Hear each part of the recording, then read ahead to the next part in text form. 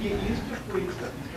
I know, you get used to free stuff and you start expecting it. So, all right, so here's your challenge. If you want more free stuff, you have to bring a friend next time.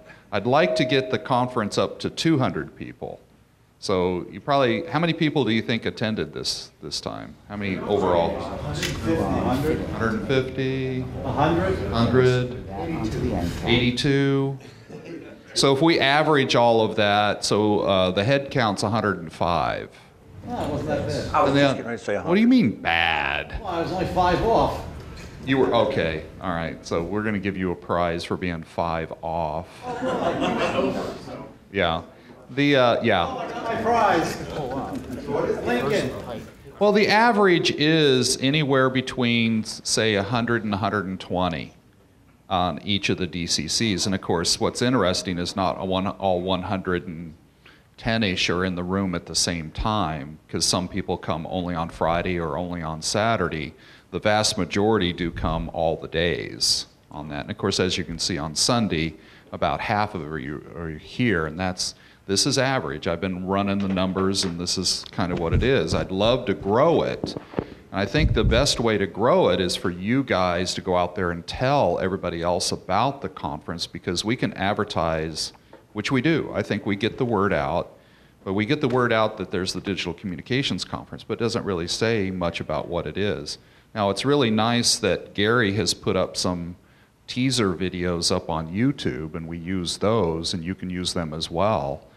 And we're talking about taking the 2008 recordings and getting those up on YouTube so people can really see the breadth of it.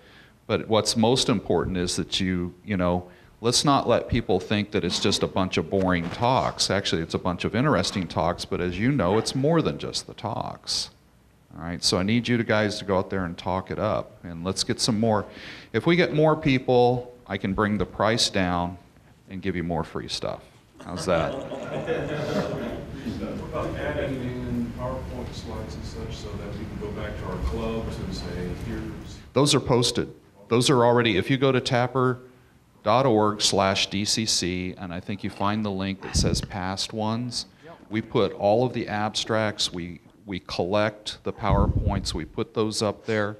The people who want to donate their paper, we put it up there. The proceedings are always for sale from the ARRL or Tapper, okay? So of course you can go back and show them the proceedings on that, okay? Does that help? And you had a question back there? I was just going to say, I found out about this through a local, or through a Yahoo group, but I don't remember anything being talked about by the local clubs. Do you let them know that? The best way we let your local here in the Maryland area is, that's what we depend on our local hosts to do, is to get the word out in the local. And we'll do flyers, we'll get those if there's, for example, an amateur radio store.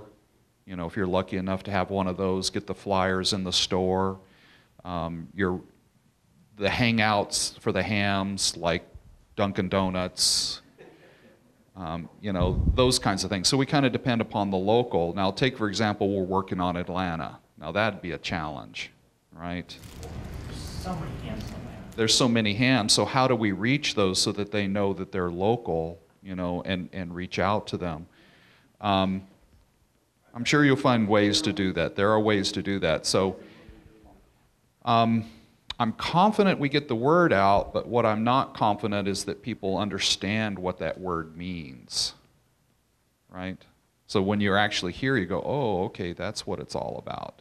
And then you become part of the traveling roadshow, right? The flying circus. Yeah, the flying circus. What percentage of the locals are typical? In other words, Okay, the percentage is around, what we've noticed is about 20% of the attendees is local. how many of those do you retain?